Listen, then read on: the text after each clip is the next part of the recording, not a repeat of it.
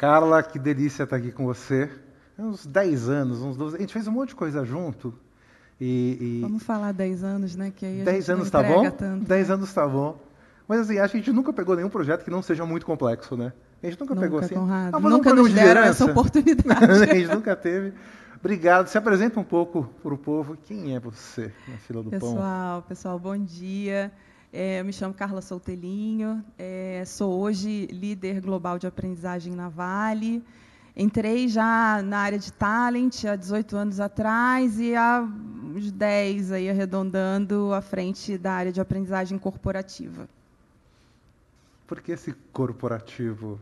Porque tem uma rede muito grande de pessoas que hoje fazem aprendizagem na Vale. Então, eu ressalto o corporativo por isso, né? A nossa área hoje é responsável pelos programas corporativos, ou seja, aqueles que vêm a partir de uma demanda do negócio, mas no sentido de estratégia Vale de futuro. E a gente acaba coordenando, né, essa rede toda. E tem sido, né, a partir do nosso trabalho, uma tomada de consciência importante nesse papel corporativo.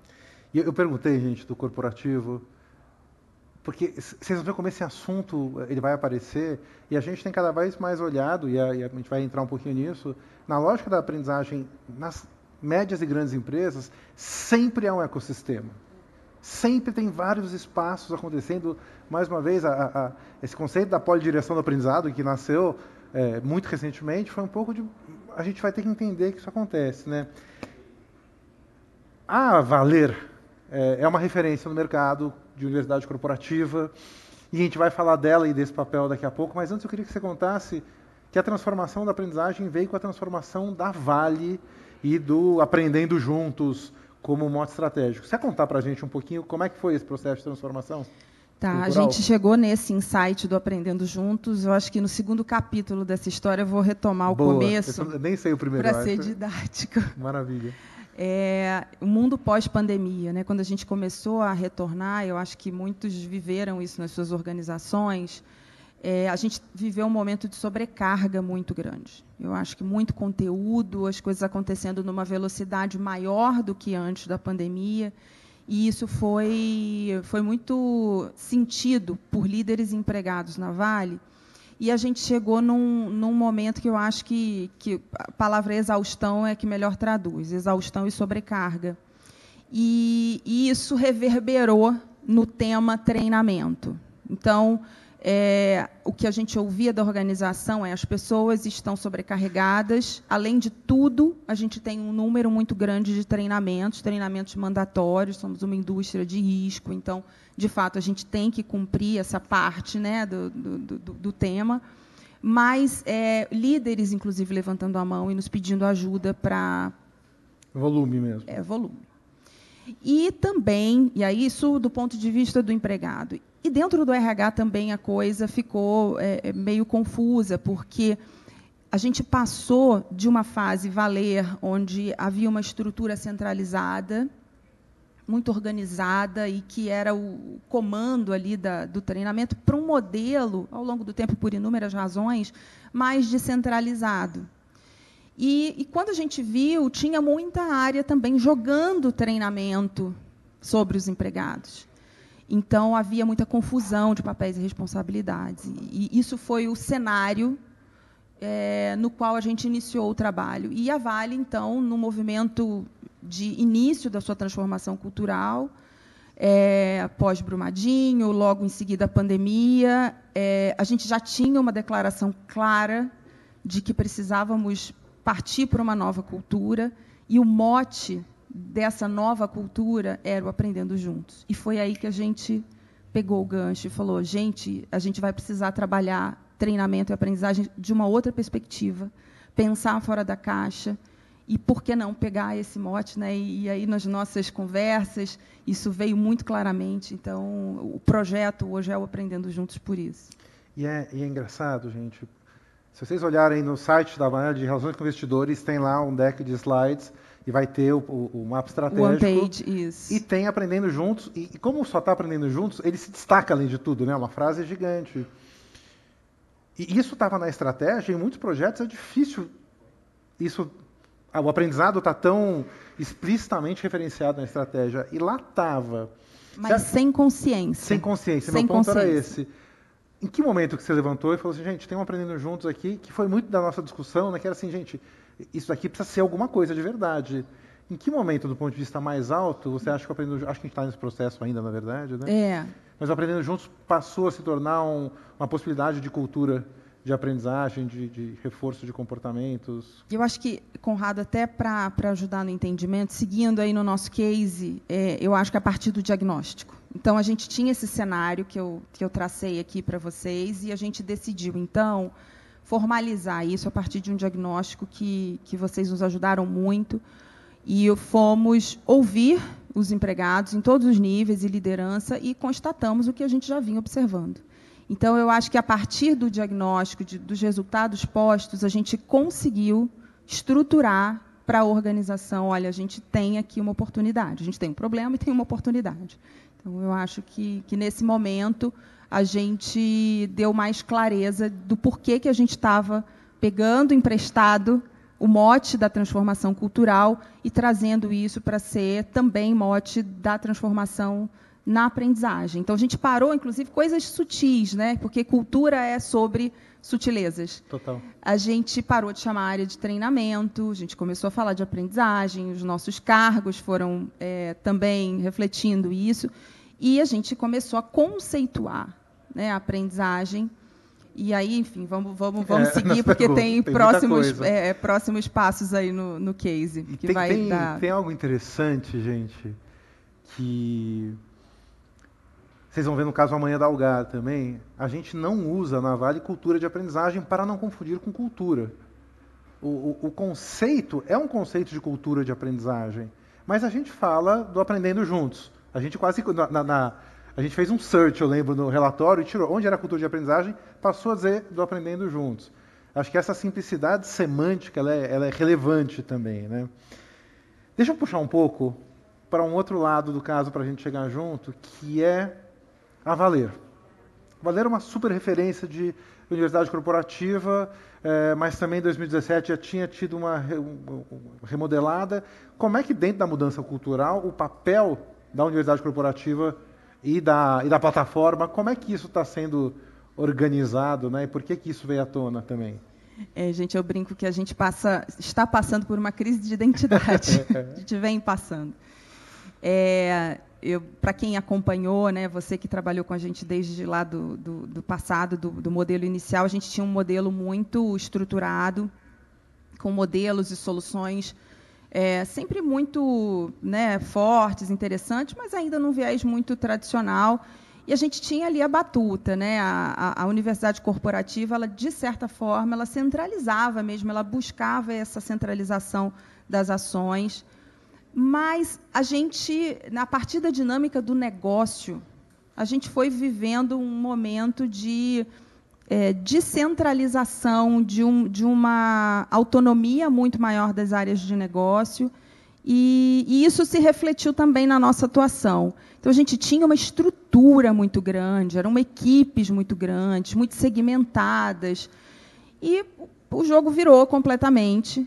E quando a gente retoma agora o olhar para entender como a coisa estava, né, a gente se deparou com essa confusão muito grande na ponta, né? Muitas áreas entregando treinamento, empregados, né, um pouco perdidos, qual é a estratégia? E foi então que a gente entendeu que o nosso papel deveria mudar. A gente não poderia centralizar da forma como era antes, porque isso já não atende mais ao cenário do mundo, né, e do negócio, mas a gente precisaria assumir uma coordenação do ecossistema. E aí a gente começa a dar os primeiros passos no nosso plano de cultura de aprendizagem, que é o mapeamento desses stakeholders, num primeiro momento, dos atores que mais figuravam ali, né, na autoria de programas, de soluções. A gente trouxe esse grupo para junto, montou um comitê e começou a capacitar tanto o time nuclear ali de aprendizagem, quanto esse grupo mais estendido, e também os líderes dessas áreas. Então, esse foi a nossa primeira ação, de fato, dentro do plano de cultura de aprendizagem. Agora, tem uma coisa de ego aí, né? De abrir mão da universidade corporativa. E eu lembro até como a plataforma também chama Valer, teve um momento que tinha até uma confusão, né, do que era. Tem ainda, né, natural. Porque a plataforma, ela entrou, quando a gente fez a transformação digital em aprendizagem, a gente trouxe uma plataforma de experiência de aprendizagem, e para a gente marcar que a gente estava fazendo uma virada, a gente ia começar a entrar firme, né, em ter conteúdos digitais, experiências digitais para os empregados, a gente lançou o Valer Digital. Então, isso trouxe um pouco de confusão, mas, desde o início, a estratégia era, em algum momento, abandonar o digital era só Valer. E ficar só Valer. Isso é uma coisa, gente, que eu vejo em muitas universidades corporativas. A plataforma virou sinônimo da universidade corporativa. Isso. Eu vou entrar lá na universidade corporativa e entro na plataforma. Isso, no meu modo de ver, enfraquece muito a potencialidade do ecossistema. Exato, reduz. Reduz, né? Tem um trabalho de marca até, né, que está no meio do caminho, mas por que vocês olharam para esse aspecto também? Como é que a gente se comunica diferente? Por que isso foi relevante no caminho? Por conta da confusão. Tá? E a gente está muito dando os primeiros passos nessa retomada do trabalho de identidade. Né? Temos ainda alguma incerteza em relação a isso, mas o principal objetivo de voltar numa lógica de identidade era diminuir a confusão para o empregado e abraçar o ecossistema. Sabe? Então, num sentido de incluir. O que as áreas fazem, né, a partir de um alinhamento do que é aprender aqui na Vale, tá ok. Então, a gente está junto, a gente está entregando ferramenta, conceito, equipando esses atores. Então, a partir do momento em que a gente percebe esse alinhamento, essa construção conjunta, a gente envelopa tudo isso sob um guarda-chuva, né, único, uma identidade única. Então, é nesse sentido que o trabalho de identidade ele é uma etapa do trabalho de cultura, justamente para fortalecer. Além do que, a identidade... a gente fez um estudo com uma empresa, né, especializada em marca, e a gente até pensou, esse nome é um nome que vale a pena manter, ou a gente reconstrói, a gente cria uma outra identidade. E o retorno deles foi de que não, era uma identidade muito forte para os empregados, pelo menos para metade dos empregados que já estavam naquela época, e daria mais trabalho tirar o nome e começar do zero. Então, a gente tem esse plano justamente para mostrar, sinalizar com mais força para o empregado que ali tem uma preocupação genuína com o aprendizado, e não só com o conteúdo e o treinamento formal, que precisa ser de alta qualidade, mas com o ambiente no qual ele está inserido. Então, a gente toca as bases da própria relação de trabalho. Por isso que o assunto demanda coragem, porque a gente toca em elementos muito centrais aí da lógica da liderança, da segurança psicológica, enfim. E acho que tem uma coisa que a gente fez, isso a gente faz muito, e tudo que a gente está falando aqui, gente, coisa que vocês podem fazer dentro de casa, fazer uma discussão, que nem a Camila falou, sobre autodireção, fazer um diagnóstico honesto. Você pode fazer com consultoria ou sem consultoria, mas tem um começo. Agora, tem um aspecto que a gente sempre faz também, que é alinhar a conversa do que era aprender na Vale. E aí, o que a gente fez foi botar várias pessoas e criou uma narrativa que até foi, do ponto de vista de marca, ajustada à nova marca, para contar para as pessoas, quando a gente fala o que é aprendizado, é disso que a gente está falando, né? E acho isso importante. Vou fazer uma penúltima pergunta, Carla, que é um assunto que a gente já conversou muito: estrutura e governança. Porque quando a gente fala de um ecossistema de aprendizagem, é assim que a gente está olhando a Vale. A gente pode usar o nome ecossistema ou não, mas o que a gente está falando é que a gente tem um grande espaço onde o aprendizado ocorre por fontes e pessoas diferentes. E você falou algumas vezes, né? A Valeria, ela tem o papel de fazer uma coordenação desse ecossistema. Falando de uma maneira geral, você não precisa falar especificamente lá, porque eu sei que lá está num processo de mudança grande. Mas você, como profissional, como é que você vê para as grandes empresas uma estrutura que reconheça a autonomia e fomente uma boa cultura de aprendizagem? Que dicas você dá para quem está Então, eu vou fugir da conversa da estrutura, porque eu acho que isso é polêmico em todas as organizações, e vou para um lugar que deu certo para a gente, que é falar de papéis. Boa. E aí, não importa onde esses papéis estejam, em termos de estrutura organizacional, vai funcionar. Então, uma boa sacada que a gente teve foi a oficialização de um papel de Learning Partner. O que é o Learning Partner? Ele tem um skill de BP, de RH, do tradicional BP, só que uma base técnica de aprendizagem. E aí a gente consegue uma conexão com o negócio, a gente não perde essa conexão. E essa pessoa, né, ou essas pessoas que exercem esse papel, eles ganham, além de uma função que é principal ali, mais clássica, que é aterrissar os programas corporativos, essas soluções que a organização coloca à disposição para aquele negócio e ouvir ali uma demanda específica, co-criar com a área uma solução específica, eles também... a gente ainda está construindo isso. Tá? Eles também têm a missão de coordenar localmente todos os influenciadores e profissionais que voluntariamente estão participando de ações de aprendizagem, de aprendizagem informal, de uma perspectiva mais ampla. Então, ele não está sozinho, eles podem ser poucos, mas eles se multiplicam a partir do momento em que eles fazem o mapeamento de quem são essas pessoas. São pessoas, às vezes, poderosíssimas do ponto de vista da influência, do fazer acontecer na área. Então, isso foi uma sacada muito boa que a gente teve. Mantemos um papel aí de COE, que é demanda organizacional, traduz isso no modelo e ganha uma atribuição nova, que é coordenar esse ecossistema e trazer o ecossistema como parte, como um integrante aí nesses papéis. Fundamental. Então, a gente tem desde agentes educacionais, que têm ali um papel mais estruturado, até esses influenciadores e líderes das áreas de negócio. E tem uma coisa que você pegou um grupo de pessoas com um papel específico para olhar a cultura, né? Gente que não tem que correr e fazer um monte de treinamento, esse tipo de coisa, mas que consegue ter um foco e uma atenção para isso. Porque senão a gente não consegue colocar um plano de cultura, né? Assim, porque o resultado não é no curto prazo. É um trabalho que eu uso até a palavra sutil, às vezes, porque a gente não cria uma agenda, a gente tenta estar nas agendas da companhia para trazer a mensagem, a forma de fazer diferente.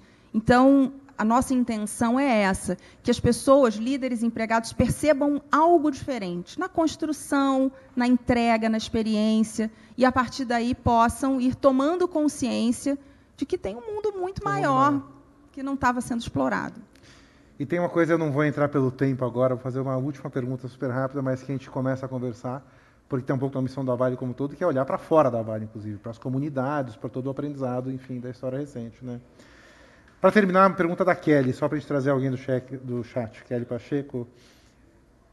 Essa disrupção toda que você está falando e o mundo industrial de padronizações e certificações, né? Como é que vocês têm feito isso junto? A minha primeira parte da resposta é muita conversa e botar na mesma mesa, né? Mas que dica você dá para quem está fazendo essa mudança de um olhar mais sutil e tem as NRs para fazer?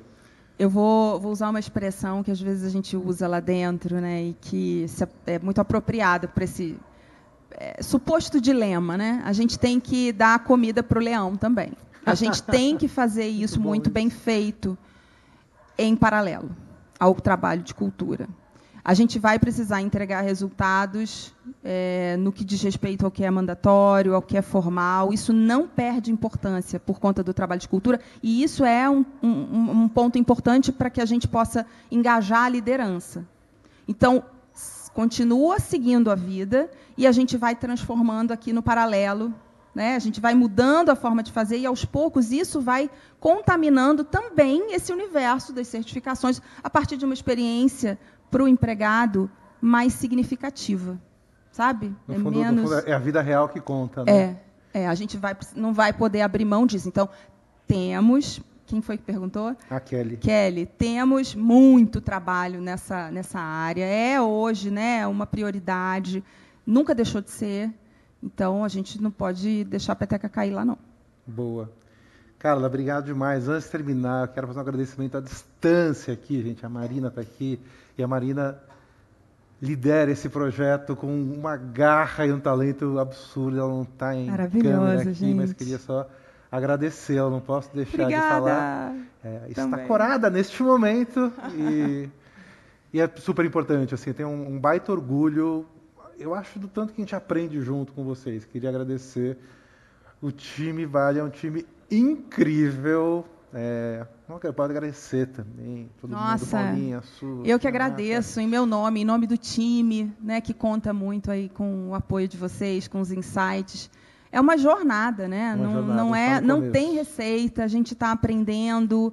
Trabalhar cultura organizacional é muito desafiador, e a cultura de aprendizagem ela é uma alavanca para a transformação de qualquer cultura organizacional, né? E a gente está percebendo esse potencial com esse trabalho. Obrigado demais, Carla. Valeu. Eu que agradeço.